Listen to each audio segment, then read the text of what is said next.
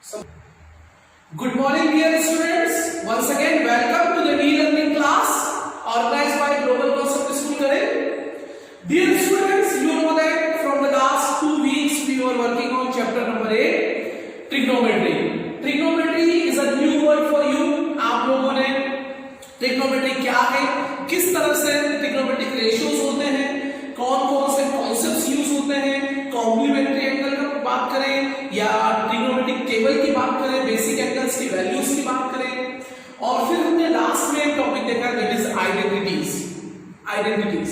Okay, तो ये सारे के सारे जो टॉपिक्स हमने चैप्टर 8 में पढ़े हैं, अब बात ये है कि एज यू नो दैट कि whatever we study in mathematics we use it in real life, so that's why we are going to connect this same topic with chapter number 9, and the name of the chapter number 9 is some applications of trigonometry. some application, अगर कुछ books देखें तो कुछ books में इस chapter का नाम दिया हुआ हाइट एंड डिस्टेंस भी दिया हुआ है। क्यों? क्योंकि इस चैप्टर में हम कुल मिलाकर के रियल लाइफ में आने वाली बिल्डिंग्स, टावर्स और रोड की डिस्टेंस, इन सब चीजों का मेजरमेंट ही कैलकुलेट करते हैं। सो दैट्स व्हाई कुछ बुक्स में इस चैप्टर का नाम हाइट एंड डिस्टेंस भी दिया हुआ है, और यहां पर अगर देखें तो हमारे एनसीईआरटी बुक में इस चैप्टर का नाम है सब applications of trigonometry. Application of trigonometry से समझ में आता है आप लोगों को कि ट्रिग्नोमेट्री का रियल लाइफ में क्या यूज है। तो इस चैप्टर में हम बहुत ही मजेदार क्वेश्चंस हैं, only one exercise is there, but उस एक्सरसाइज के जो 16 क्वेश्चंस हैं बड़े ही मजेदार क्वेश्चन है। हमें पता चलेगा कि कैसे हम ट्रिग्नोमेट्री की हेल्प से बहुत सारी रियल लाइफ प्रॉब्लम्स को बहुत आसानी से सॉल्व कर सकते हैं। वन मोर थिंग, अगर मैं आपसे पूछूं कि अगर मुझे किसी ट्रायंगल के दो एंगल दिए हैं तो थर्ड कैसे निकालेंगे, आप बोलेंगे sir bye angle sum property हम इजीली फाइंड आउट कर सकते हैं। Answer is right. अगर किसी राइट एंगल ट्रायंगल में दो साइड दिए तो तीसरी कैसे पता करेंगे? यू मे से दैट कि sir by PGT we can find out. इस चैप्टर में आप ये भी सीखेंगे कि ट्रिग्नोमेट्री की हेल्प से एक राइट एंगल ट्रायंगल में, trigonometry is all about right angle triangle, तो एक राइट एंगल ट्रायंगल में कैसे एंगल की हेल्प से साइड या साइड्स की हेल्प से एंगल निकाला जा सकता है। So this is all about, बड़ा मजेदार है, आप लोगों को लग ही रहा होगा कि कुछ नई चीजें, बहुत अच्छी चीजें इस चैप्टर में हम सीखने वाले हैं। So let's start trigonometry chapter number 9, some application of trigonometry. अब रियल लाइफ का चैप्टर है तो आपको रियल लाइफ सिचुएशन से ही समझना होगा।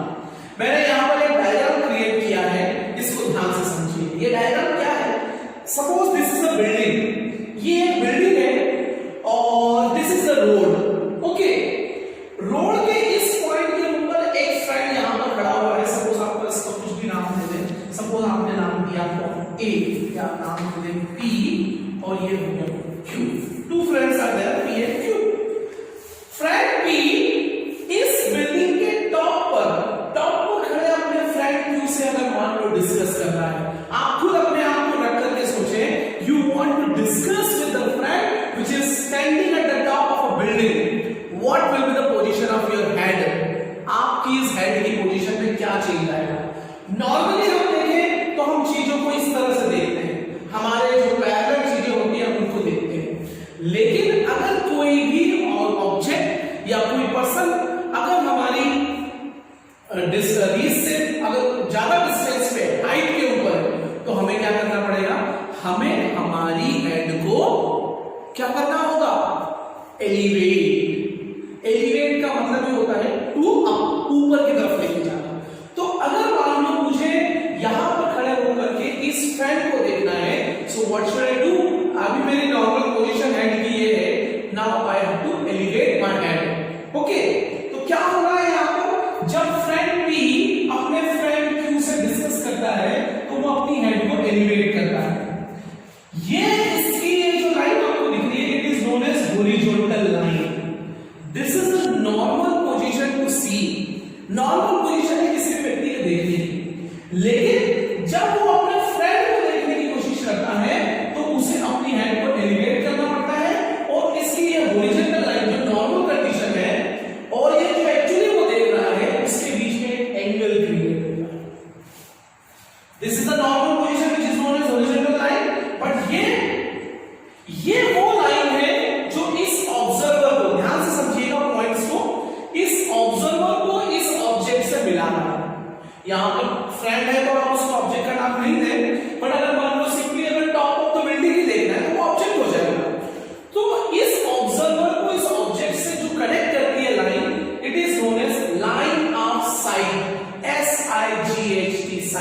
ये फिजिक्स का वर्ड है, आपको अच्छे से पता होगा। लाइन ऑफ साइट, तो लाइन ऑफ साइट और ये हॉरिजॉन्टल लाइन जो नॉर्मल पोजीशन होती है उसके बीच में एक एंगल क्रिएट हुआ। और एंगल कैसे क्रिएट हुआ? क्योंकि इस फ्रंट पी ने अपनी हैंड को एलिवेट किया है। सो दैट्स व्हाई ये थीटा, थीटा मैंने आपको चैप्टर 8 में बताया कि it is angle of observer. तो एंगल ऑफ ऑब्जर्वेशन या एंगल ऑफ ऑब्जर्वर है, यहां पर ये एंगल कहलाएगा angle of elevation. Angle of elevation क्यों? क्योंकि जब ऑब्जर्वर नीचे हो, ऑब्जेक्ट ऊपर हो, तो उस केस में हमें एलिवेट करके देखना है। तो यहां पर हॉरिजॉन्टल लाइन और लाइन ऑफ साइट के बीच में जो एंगल क्रिएट हो रहा है, in this situation is known as angle of elevation. ये समझ में आया? कुछ चीजें बस समझे ना, ओके। लेकिन अगर ये सेकंड पोजीशन हम समझे, सीधा सेकंड डायग्राम, अब इसमें मैंने थोड़ा सा डिफरेंट किया है। अब boy is there, and in given give some boy a is there, a boy a is there who is standing at the top of the building. एक बिल्डिंग के टॉप पे खड़ा हुआ है और वो नीचे रोड पर चलने वाली एक कार को ऑब्जर्व कर रहा है। सी, कार को ऑब्जर्व कर रहा है। सोचिए आप एक बिल्डिंग के टॉप पे खड़े हैं और नीचे कुछ कोई आपने व्हीकल देखा, बड़ा अच्छा सा व्हीकल आपने देखा, आप उसको कॉन्स्टेंटली ऑब्जर्व कर रहे हैं। What will be the position of your head? हम बहुत ऊंचाई पे खड़े हैं, नीचे की तरफ देख रहे हैं। So what will happen? हमें अपनी हेड को डिप्रेस करना पड़ेगा। डिप्रेस करना पड़ेगा मतलब झुकाना पड़ेगा। So in this case what will happen समझते हैं। बॉय यहां पर खड़ा हुआ है तो उसकी नॉर्मल पोजीशन देखने की क्या होगी? This is the horizontal line. लेकिन जब वो इस ये the boy want to see this car, तो उसे अपनी हैंड को डिप्रेस करना होगा। और इस केस में ऑब्जर्वर को ऑब्जेक्ट से मिलाने वाली line which is also known as line of sight, again I am repeating. तो इस लाइन ऑफ साइट में और इस हॉरिजॉन्टल लाइन के बीच में जो एंगल क्रिएट होगा, again we have given the name theta, but यहां पर इस एंगल का नाम होगा एंगल ऑफ डिप्रेशन। जब ऑब्जर्वर ऊपर और ऑब्जेक्ट नीचे होगा तो एंगल ऑफ डिप्रेशन बन रहा है। क्यों बन रहा है? क्योंकि उस केस में हमें अपनी हेड को देखिए डिप्रेस करना पड़ेगा। ऊपर से जब नीचे देखेंगे तो एंगल ऑफ डिप्रेशन, बट नीचे से जब ऊपर का ऑब्जेक्ट को देखेंगे तो angle of elevation. Angle of elevation और एंगल ऑफ डिप्रेशन इस चैप्टर के दो मेन पॉइंट हैं जो आपको बहुत अच्छे से समझ में आने चाहिए कि किस केस में एंगल ऑफ एलिवेशन क्रिएट होगा, किस केस में एंगल ऑफ डिप्रेशन क्रिएट होगा। ठीक है, अब थोड़ा और दोनों डायग्राम को ध्यान से देखिए। जो एंगल ऑफ एलिवेशन है वो इस ट्रायंगल के अंदर की तरफ बना है, लेकिन जब हम एंगल ऑफ डिप्रेशन की बात करते हैं तो वो इस ट्रायंगल के बाहर की तरफ बना है। ये तो ट्रायंगल हो गया हमारा, वो बाहर की तरफ बना है। But one thing is very much clear कि ये जो एंगल ऑफ डिप्रेशन है वो इसके इक्वल होगा। Tell me why? This is horizontal line, this is also line, so these two lines are parallel, so this will play the role of transversal. So in this case z is making, देखो z बन रहा है यहाँ पर, तो ये दोनों हो जाएंगे alternate interior angle, and alternate interior angle are always equal, you know very well. तो सिर्फ अभी मैंने आपको कुछ चीजें बताई हैं, क्योंकि जब इस चैप्टर की हम बात करें, इस चैप्टर में आप नया कुछ भी नहीं सीखने वाले। Yes, whatever you have studied in chapter 8, उस सारी चीजों को हम इस्तेमाल करके और उसमें से भी कुछ जो गिनी चुनी चीजों का इस्तेमाल हम करेंगे और इस चैप्टर को आसानी से कर लेंगे। लेकिन इस चैप्टर के जो सबसे दो इंपॉर्टेंट चीजें होती हैं, number 1, to read the question carefully and try to understand. Question को रीड करना और उसके बाद उसको समझना, it is very very important. And after understanding the question, make the diagram. Whatever is mentioned in the question, whatever is written in the question, on the basis of that we have to make a diagram. अगर आप diagram सही बना लेते हैं, given information, question को ध्यान से read करके अगर आप एक सही डायग्राम बना लेते हैं तो डेफिनेटली ये चैप्टर आपके लिए बड़ा ही आसान हो जाता है। It will be very very easy for you. Okay, it will be very very easy for you. तो ये बेसिक कुछ चीजें थी।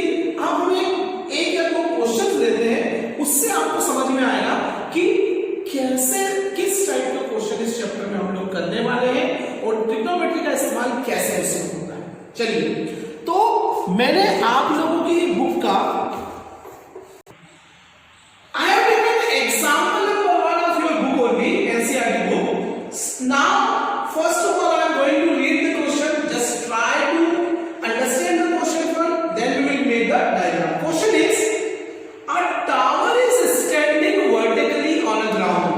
एक टावर है जो एक ग्राउंड के ऊपर vertically standing, okay, खड़ा हुआ है. From a point on the ground which is 15 meter away from the foot of the tower. अब अगर ये टावर है तो टावर का फुट, ये कुछ स्टेटमेंट आपको समझना होंगे. ये टावर है तो टावर का फुट कहां होगा? अगर मैं इस तरह से खड़ा हूं in the form of tower, so where will my foot? Definitely नीचे की तरफ होंगे. तो जो फुट ऑफ द टावर है, ये पॉइंट, इससे 15 मीटर के डिस्टेंस पे एक पॉइंट हमने लिया. Suppose the tower is AB and the point is C. Okay, ground के ऊपर हमने एक पॉइंट लिया. Now 15 meter away from the foot of the tower, the angle of elevation of the tower is found to be 60 degree. Find the height of the tower. अब जब इस point से, जो कि इस टावर के फुट से 15 मीटर के डिस्टेंस में है, यहां से जब टावर के टॉप को देखा जाता है तो एंगल ऑफ एलिवेशन कितना बन रहा है? 60 degree. So question is find the height of the tower. Height of the tower. अभी आपको लग रहा होगा कि काफी डिफिकल्ट है वेरी, बट अगर थोड़ा सा ट्रिग्नोमेट्री का इस्तेमाल करना सीख ले, यहां पर 90 डिग्री एंगल बनेगा तो बहुत आसान होगा. क्वेश्चन ये है, एक टावर दिया हुआ है जिसके फुट से 15 मीटर के डिस्टेंस पे एक पॉइंट लिया है ग्राउंड में, और वहां से जब टावर के टॉप को ऑब्जर्व करते हैं तो एंगल ऑफ एलिवेशन जो बन रहा है, मतलब नीचे से ऊपर की तरफ देखा जा रहा है, तो एंगल ऑफ एलिवेशन नीचे से टावर के टॉप को हम देख रहे हैं, तो जो एंगल क्रिएट हो रहा है that is of 60 degree. Then find the height of the tower. देखिए कितना मजेदार क्वेश्चन. हमें टावर के फुट से कुछ डिस्टेंस पे एक पॉइंट दिया हुआ है, वो डिस्टेंस आपको दी हुई है. अब आपको टावर की हाइट निकालना है, और ट्रिग्नोमेट्री का इस्तेमाल करके with in 2 step, with in seconds you can find it.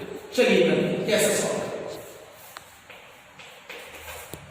अब राइट एंगल ट्रायंगल तो क्रिएट होगा जब एक चीज वर्टिकली खड़ी है, उससे कुछ डिस्टेंस पे आप पॉइंट देंगे, उसको ज्वाइन करेंगे, तो डेफिनेटली ये आपका एक राइट एंगल ट्रायंगल का स्ट्रक्चर तैयार हो जाता है.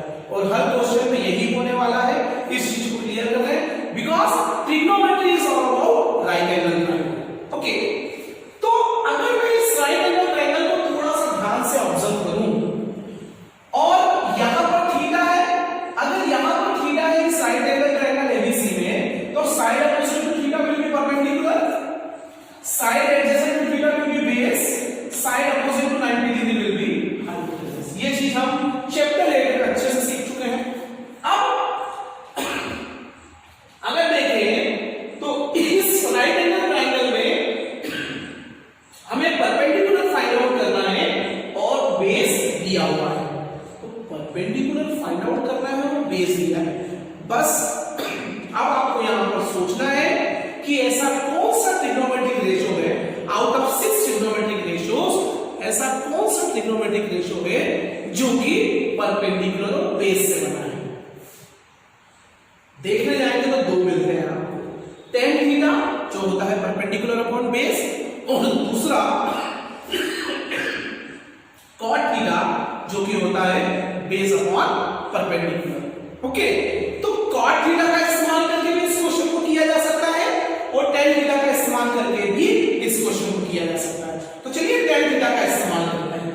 अगर हम यहां पर लिखें in a triangle, the process to solve such question in triangle ABC. अगर ट्रायंगल ABC में मैं tan, अब यहां पर थीटा लिखूंगा, क्या है? Theta is already mention, what is 60 degree. तो tan 60 degree is equal to, अब tan थीटा मतलब परपेंडिकुलर, परपेंडिकुलर मतलब AB अपॉन बेस मतलब BC. tan 60 डिग्री की वैल्यू क्या होती है, ये आप जो टेबल आपने बनाना सीखी है वहां से उठा सकते हैं. याद हो तो बहुत अच्छी बात है. मुझे याद है, मैं डायरेक्टली पुट करूंगा. The value of tan 60 is √3. AB as it is, और BC कितना दिया हुआ है 50. बस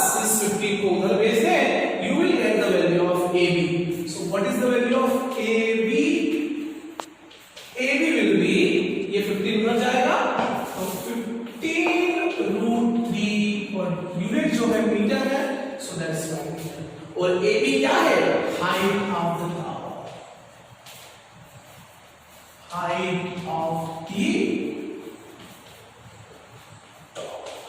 is equals to 15√3 meter.